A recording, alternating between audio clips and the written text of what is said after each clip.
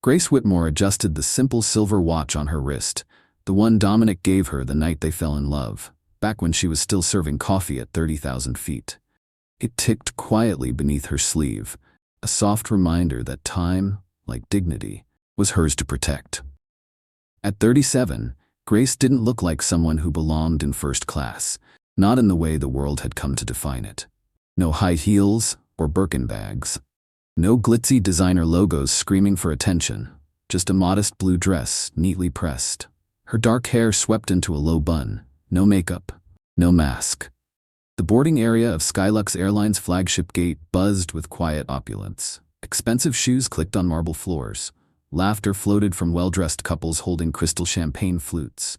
Men in tailored suits glanced at their watches impatiently, briefcases polished like mirrors at their feet. Grace inhaled slowly. Dominic had insisted she take this flight alone. "You need the rest," he'd said. "After everything you did for the foundation this year, you deserve every luxury I can offer." He'd been called away to Tokyo for an emergency board meeting, but promised to meet her at the resort later that evening. Now, standing at the threshold of Skylux Flight 228's first-class cabin, she was just moments from allowing herself that rare thing she rarely accepted: indulgence. She handed her boarding pass to the flight attendant at the door, a tall, striking woman in a sharp navy uniform, gold stripes glinting across her shoulder. Her name tag read Alyssa Trent, but it wasn't the name that caught Grace's attention. It was the smirk. "Ma'am," Alyssa's voice was practiced, smooth like silk that could slice skin. "I believe there's been a mistake. This section is for first-class passengers only." The words didn't sting at first. Grace had heard worse in her years as a flight attendant, but something about the way Alyssa looked at her, like she was a smudge on glass, made the air thicken. "I have a first-class ticket," Grace replied gently, holding out the pass again. Alyssa took it with 2 fingers, as if it were damp. She held it up to the light dramatically, flipping it over like it might reveal a prank. A slight twitch curled her upper lip. H8, that's this row, but..." She glanced down at Grace's plain ballet flats. "You might have been upgraded by accident." A man in an expensive charcoal suit looked up from his newspaper. His eyes flicked over Grace like a scanner. "Happens all the time," he muttered to no one in particular. "Economy class is getting bold." Snickers rose from somewhere behind him. A young woman in head-to-toe Gucci leaned toward her boyfriend, whispering behind her perfectly manicured hand. Grace could feel the heat crawling up her neck. "I'm sure we can find you something more appropriate in economy," Alyssa continued, flashing a cold, professional smile. "We just need to verify a few things first." Grace's heart pounded, not from shame, from memory. Years ago, she'd stood where Alyssa now did, wearing that very uniform. She knew the weight of it, the pride, the power, and the responsibility. That a uniform could be used not just to serve, but to judge, was something she had vowed never to do. Yet here it was, full circle. "I'm not asking for special treatment," Grace said. "I'm asking to sit in the seat my husband bought me, specifically, in advance." Alyssa tilted her head. "Your husband?" Her eyes narrowed. "And who might that be?" Before Grace could respond, a woman adorned with diamonds the size of marbles let out a laugh. "Oh, darling," she cooed. "Let me guess, he's a CEO or a prince or a rock star." More chuckles. Grace stood still. Her hand drifted again to the watch.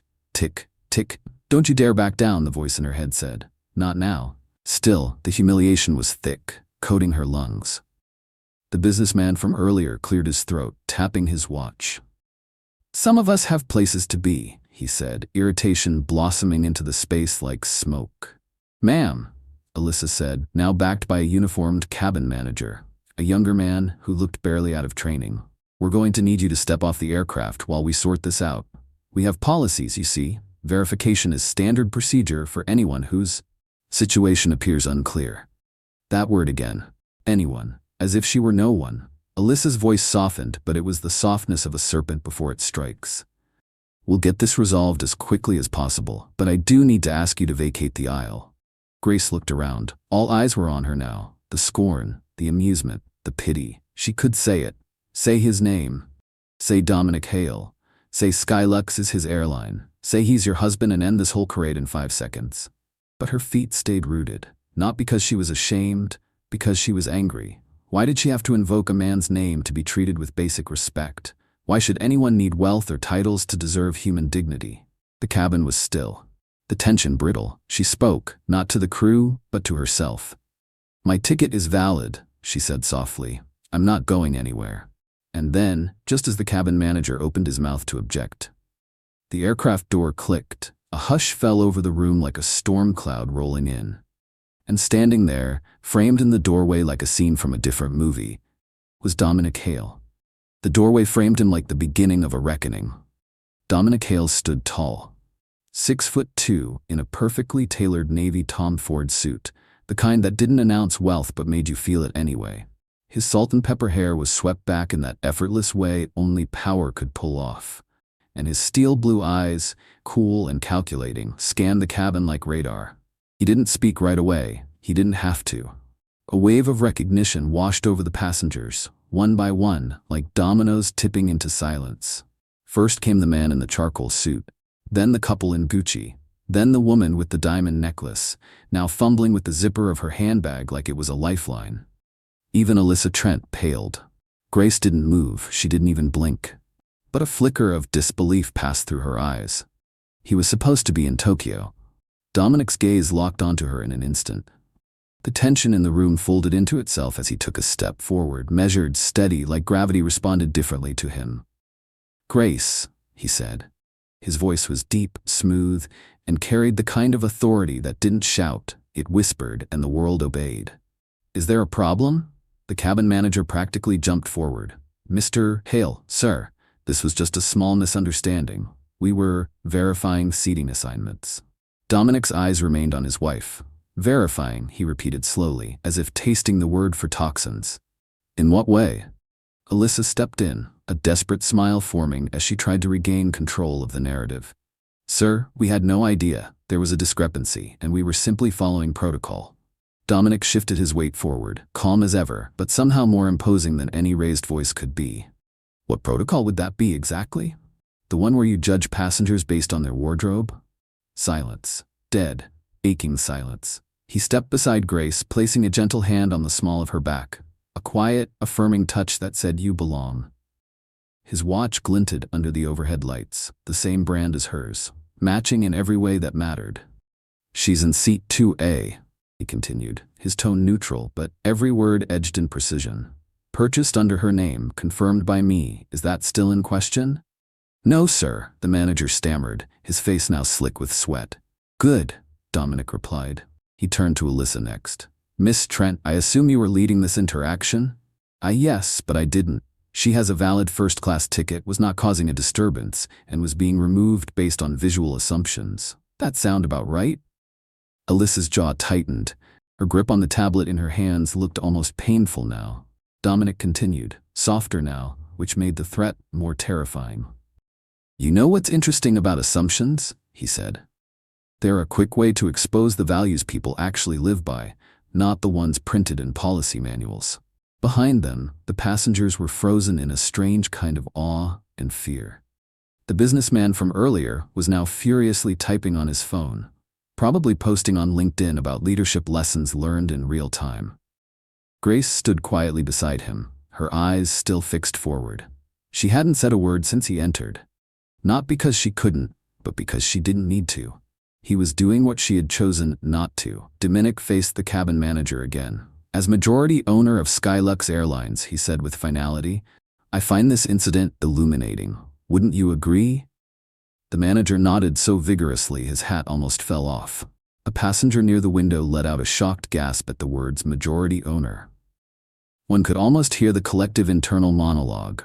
"Oh God, she's Mrs. Hale." Dominic turned to Grace now, voice gentler. "Do you want to stay on this flight, or would you prefer I have another jet ready in 20 minutes? Grace shook her head slowly. "I want to stay." Her voice was clear, controlled.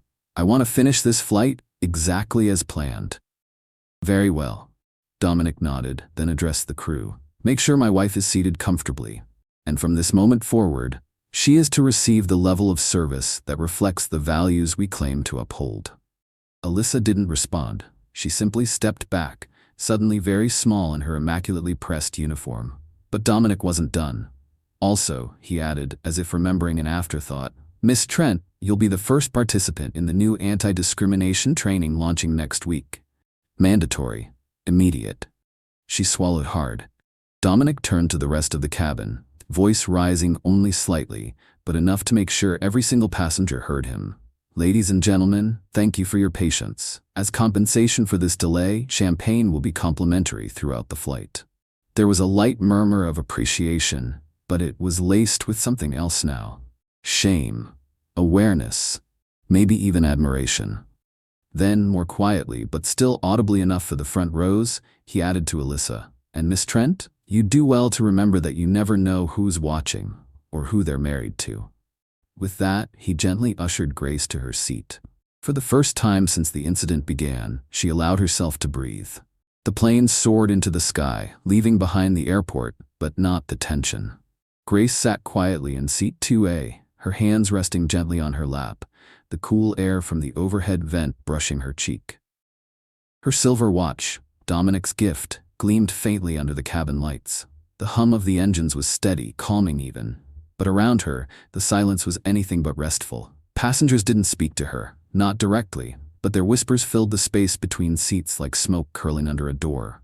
"She's married to him? That's Dominic Hale, of Skylux? Did you see how she didn't even say his name? She let it happen." Some voices were laced with awe, others with guilt. A few with judgment still clinging stubbornly to old prejudices like rust to steel. Alyssa Trent moved through the aisle like a ghost. Gone was the high and mighty stride she had worn like armor. Now, she served drinks with the cautious deference of someone walking across a frozen lake. Her hands trembled slightly when she placed a glass of champagne on Grace's tray table. "Ma'am," Alyssa said, her voice barely audible, "please let me know if you need anything else." Grace looked up. There it was, behind the perfect makeup, behind the forced professionalism. Fear. Not of losing a job necessarily, but of being seen, of being measured and found lacking, of facing a mirror she couldn't turn away from. Grace nodded once, not with anger, not with forgiveness either, just acknowledgement. Then she turned her eyes back to the window. Outside, the clouds passed in slow, graceful waves, white, untouchable, unbothered by class or clothing. Inside, Grace was waging a quiet war in her mind. She could still feel the weight of 100 eyes on her from before Dominic arrived. The humiliation, the condescension, the sting of hearing just anyone, as if she were a misplaced suitcase. But most of all, she felt the conflict within herself. For years she'd fought to build a name, an identity that was hers, not Mrs. Dominic Hale, not the billionaire's wife. She was a former flight attendant, a logistics coordinator, a nonprofit organizer, a woman who once pulled a passenger out of cardiac arrest at 35,000 feet with nothing but instinct and training. She had earned her place, not just in the seat, but in life. So why did it still ache? A soft tap on her arm broke her thoughts.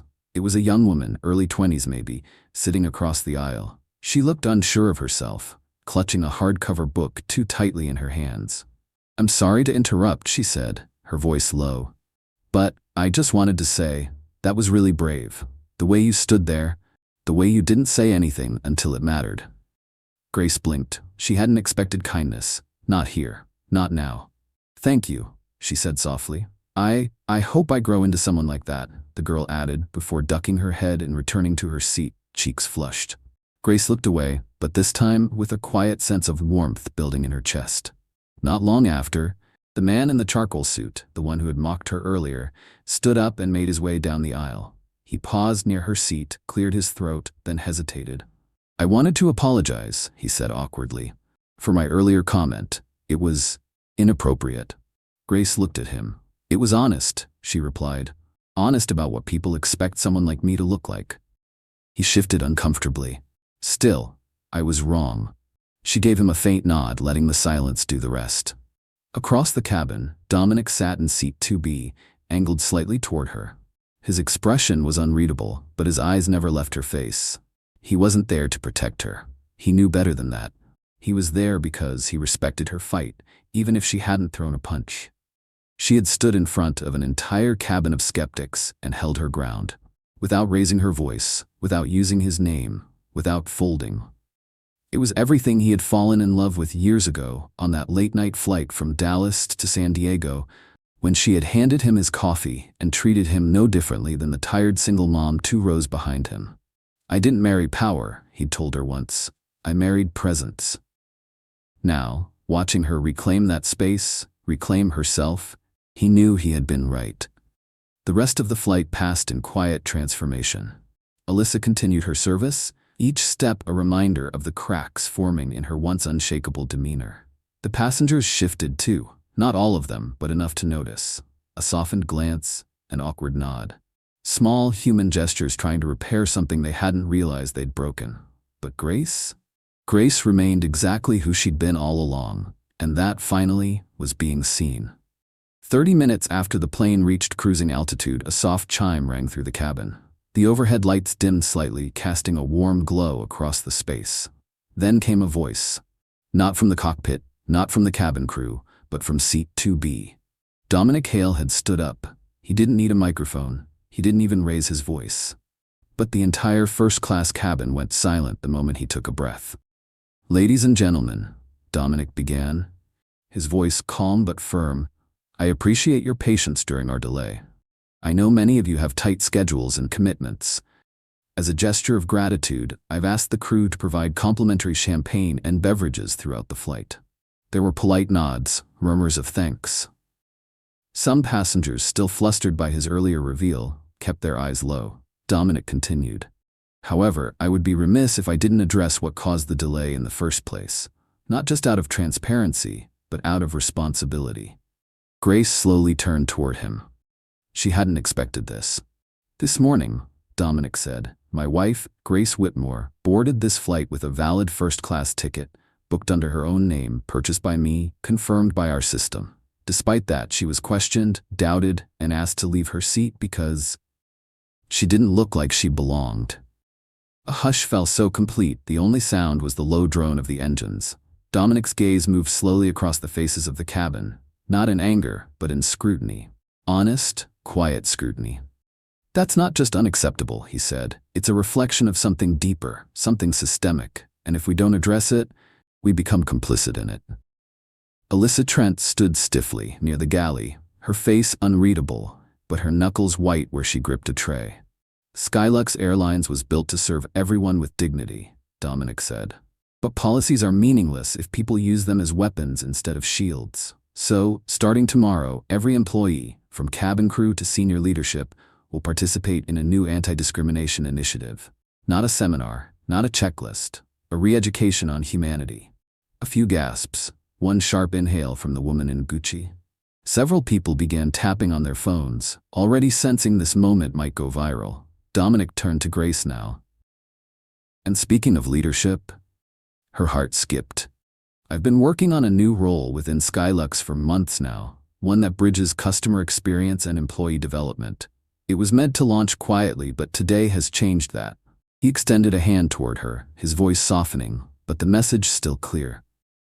"The position of Director of Guest Experience will be filled by the person I trust most, not just to understand the needs of our passengers, but to uphold the very values we must never compromise.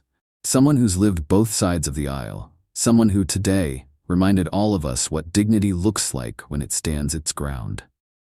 Grace blinked. Was he? "I would be honored," Dominic said, "if Grace accepted the role, effective immediately." There was no applause. Not yet, just silence. Heavy, full silence. And in that stillness, Grace felt everything at once. Disbelief, pride, fear, vindication, and the distant ache of the independence she'd once given up. She stood slowly. Her knees didn't shake, her hands didn't tremble. She met her husband's eyes, then let her gaze sweep across the passengers, the ones who'd laughed, whispered, watched. She didn't smile. "Not yet. I'll accept the role," she said, her voice strong and clear. "But not because of what happened today. I accept it because it's time. Time to stop mistaking appearance for value. Time to listen more carefully to the quiet passengers, the invisible ones." She turned to Alyssa. "Even the ones who serve should be seen." And with that, she sat back down. There it was, the applause. It started slowly, a few scattered claps, then a rush like thunder waking a sleeping valley. Dominic sat beside her, eyes shining not with triumph but with something far rarer: respect.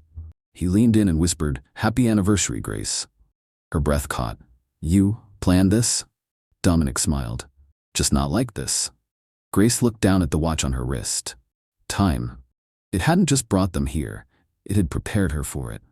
The resort was nothing short of paradise. Perched on a secluded cliff overlooking a stretch of golden shoreline, the azure retreat glistened in the afternoon sun. Seagulls circled in slow arcs above, and the hush of waves lapping the rocks provided a rhythm more soothing than any spa soundtrack.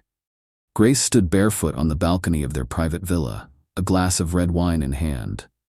The ocean reflected the fire of the sunset, the horizon bleeding oranges and purples into the clouds like a painting that refused to end.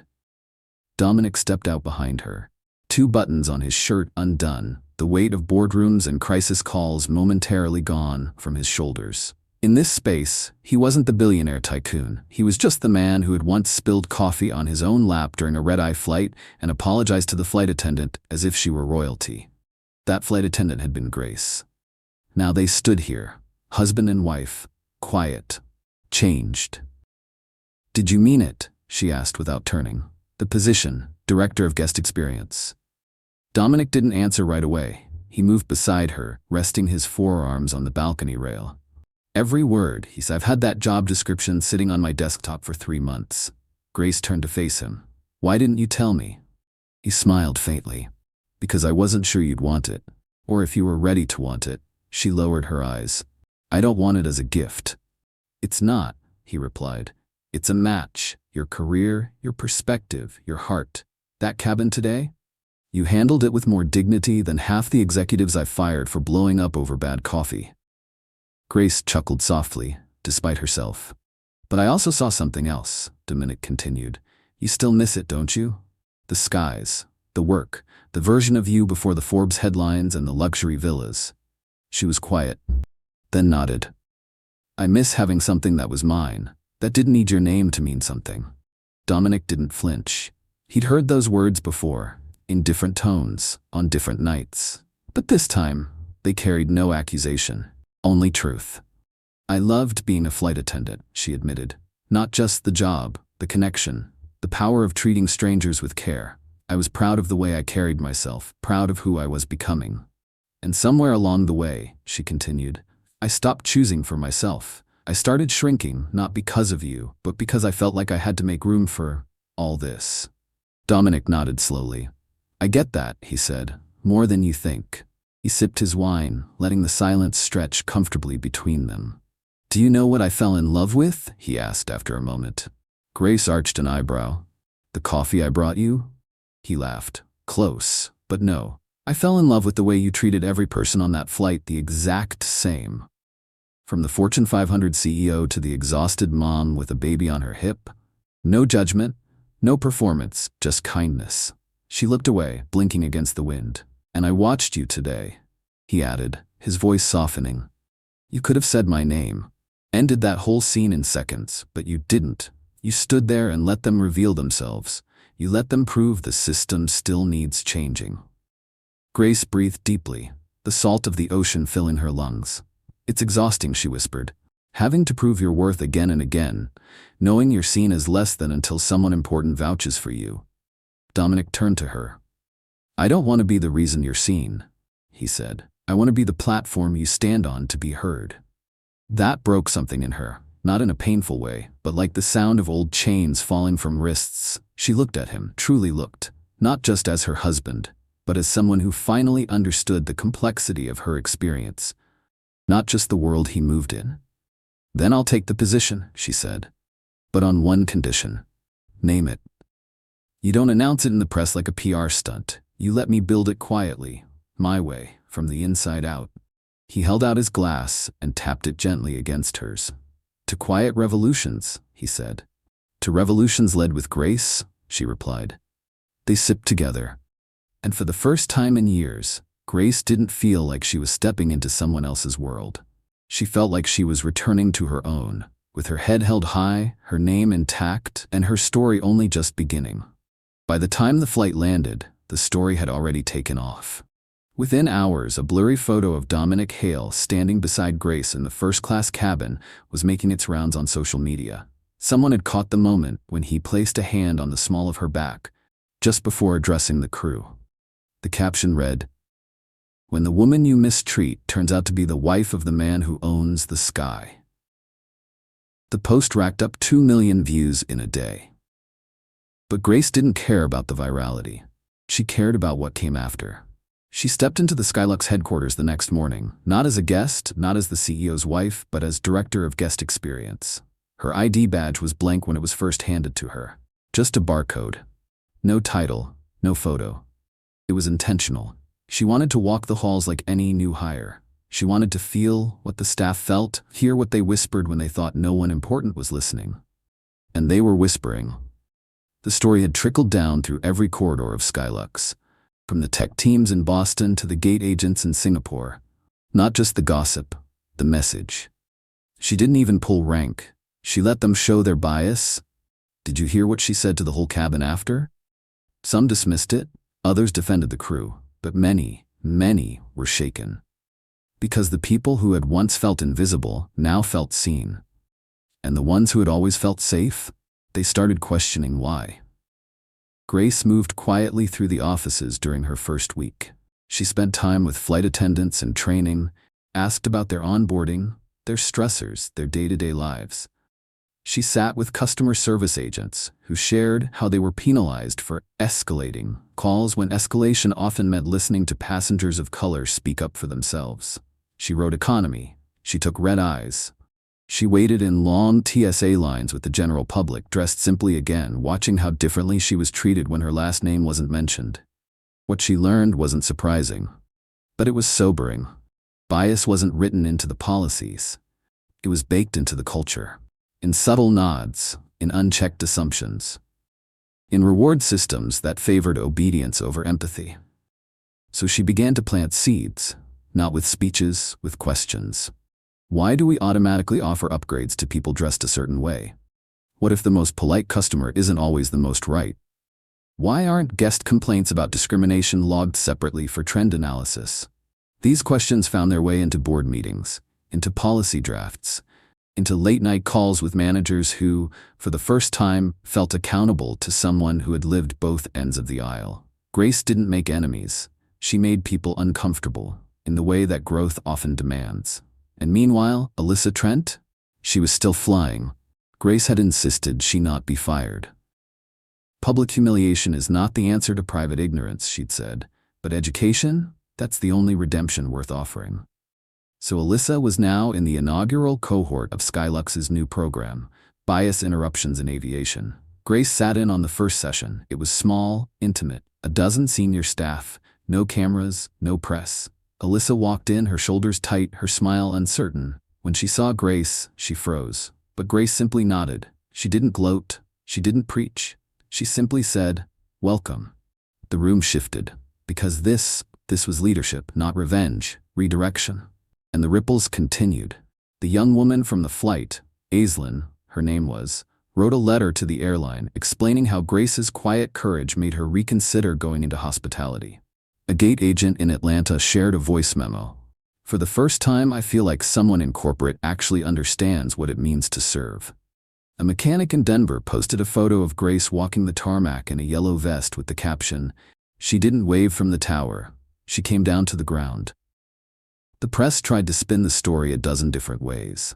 Wife of billionaire appointed to executive role. Former flight attendant, now overhauls luxury airline. The woman who made Skylux look in the mirror. But Grace knew the truth. She wasn't changing the airline because of a viral moment. She was changing it because she was ready to reclaim her voice, not just as a woman who had endured prejudice, but as a leader who understood its anatomy. From the inside out. The boarding pass bore the name G. Whitmore. Nothing more, nothing less. No title, no special notation, no seat in first class. Grace had booked the economy seat herself. She'd waited until the last minute, chosen a middle seat, and wore an old gray sweater with slightly frayed cuffs. Her makeup was minimal, her hair pulled into a low ponytail. Just another traveler on another red-eye flight from Phoenix to New York. It was the first time she'd flown as nobody since taking the role as director of guest experience. And that was the point. She needed to know, truly know, what had changed. The Skylux logo gleamed on the tail of the aircraft as she stepped through the jet bridge. It felt surreal, familiar and foreign at once. The flight attendant at the door smiled and welcomed her warmly. "Good evening and welcome aboard." Grace returned the smile with a nod. Inside the aircraft, the hum of pre-flight preparation filled the cabin, overhead bins slamming, seatbelts clicking, announcements echoing through the air. Her seat was 22B, center of the row. Cramped, no legroom. Perfect. She stowed her bag, slid into the seat between a man nodding off with his headphones and a teenage girl anxiously fiddling with the zipper of her jacket. Grace leaned back and watched. About 10 minutes later, the safety demonstration began. A voice rang out, young, confident, warm. "Ladies and gentlemen, we'd like to welcome you aboard Skylux Flight 448. Grace looked up. The speaker was a flight attendant in her mid-20s. Brown curls framed her face, and her uniform was pressed but not flashy. There was something natural in the way she moved, precise but kind.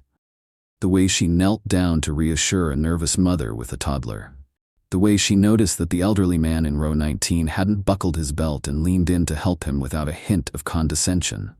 Her name tag read, Aria. Grace watched her closely, not because she was testing her, but because she saw something in her. Herself, 15 years ago. Hungry to serve, desperate to prove herself without becoming someone else in the process. Mid-flight, Aria passed through the cabin offering water. She paused at row 22.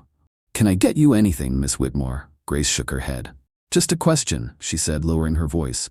"You're new?" Aria smiled. 6 months in, you can tell?" "I used to be one of you," Grace replied. Aria's eyes lit up. "Really? Skylux? Started in economy, ended up in first. Learned more here than any boardroom could ever teach." Aria nodded, then leaned in slightly. "To be honest, it's been a ride. Not all passengers are kind, but we've had training recently, new stuff about empathy, inclusion, even bias." She paused, then added, "One of the directors helped design it, a former flight attendant herself. Heard she went through some drama in first class and decided to change the system from within." Grace tried not to smile. "Oh," she asked casually. "Sounds like a force of nature." "She is," Aria said with a laugh. "No one's met her, though, but people talk, like she's everywhere and nowhere at once." "Maybe that's how real change works," Grace said. "Not loud, just steady." Before Aria could reply, a commotion broke out in the rear cabin. A man was shouting at another passenger, an older black gentleman, accusing him of stealing his seat. Grace tensed. It was a scene she'd seen too many times in her career, entitlement colliding with assumption. But Aria didn't flinch. She stepped in with calm authority, placing herself between them, her posture respectful yet unyielding. "Sir," she said firmly to the man, "let me verify your seat assignment. In the meantime, I'd ask that you lower your voice." "But he's in my—" "And I will handle it," Aria said gently but sharply. "That's my job, not yours." Moments later it was resolved. The man had read the wrong row. No apology followed, but Aria turned to the older gentleman and asked, with real sincerity, "Is there anything I can get you, sir? Water? Blanket? Would you like to move to an empty aisle seat for more comfort?" Grace watched from row 22, eyes stinging. It had worked. The system hadn't just changed on paper. It had begun to change in people. Later, just before landing, Aria passed by again. "Thank you for flying with us, Miss Whitmore. Safe travels." Grace hesitated, then reached into her bag and pulled out a small folded card, handwritten. Simple. Aria took it, confused. Grace leaned closer and whispered, "When you're ready to grow, call the number inside. We need more people like you leading." And before Aria could ask anything more, Grace turned away, the card already tucked in Aria's palm like a secret meant to bloom. 3 weeks after the flight, Grace sat alone at a long oak table inside a quiet conference room on the 43rd floor of Skylux's Manhattan headquarters. She wasn't here to lead a meeting. She was here to listen. In front of her were transcripts, dozens of them. Letters, internal reports, anonymous feedback from crew members, passengers, interns, gate agents. Her desk was cluttered with truth. Some of the comments made her smile. "This is the first time I've been asked what I think customer care should feel like." I watched a colleague confront their own bias mid-flight. That never used to happen. Others stung. "Still no black managers on my route. Inclusion training is one thing, representation is another." We're getting better at talking, but we're still afraid to speak." Grace didn't flinch. She underlined those lines in red. This was what she wanted, the unvarnished truth. The kind of truth that organizations usually hide behind layers of PR and polished policy language. Her phone buzzed. A message. From unknown number, subject your card. I opened the card. Read the number 4 times before I believed it. "I don't know if I'm ready to lead, but I'm ready to try." Aria Grace smiled. She remembered herself at that age, ambitious, exhausted, invisible. She remembered how hard it was to even imagine leadership as a space she could walk into without apologizing for who she was. Now, she was building that space for others. That night, Grace and Dominic walked side by side through JFK Terminal 5, hand in hand, unrecognized in the crowd. No bodyguards, no assistants, no flash. They stopped at a Skylux service desk where a young man was helping an elderly woman rebook a missed connection. He was patient, kind. He even offered her a snack while she waited. Dominic leaned in and whispered, "You see that?" Grace nodded.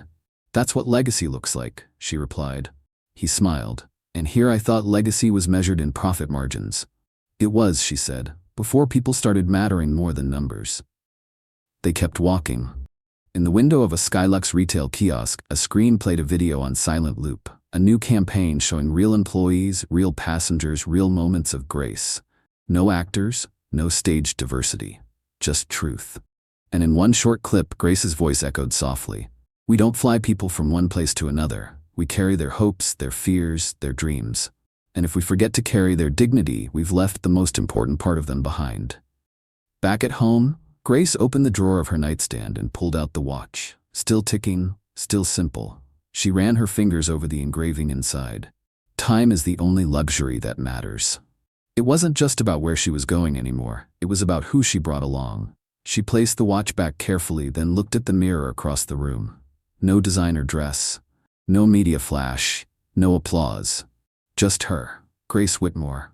The woman who turned a moment of humiliation into a movement of transformation. And she wasn't finished yet. So what did you take away from Grace's story? Was it the moment she refused to speak her husband's name just to gain respect, or the ripple effect her silence created, echoing louder than outrage ever could? Too often, the world teaches us that power looks like volume, like titles, like polished suits. But Grace reminds us that real power walks in quietly, listens, and rewrites the rules from the inside. Have you ever been underestimated because of how you looked? Or maybe you were the one who misjudged? Tell us in the comments. Let's keep the conversation going. Because change doesn't begin in conference rooms. It begins in quiet aisles at 35,000 feet, when someone dares to stand with dignity and refuses to move. Don't forget to like, share, and subscribe for more stories that remind us of the power of presence, the courage of quiet rebellion, and the beauty of rewriting the skies.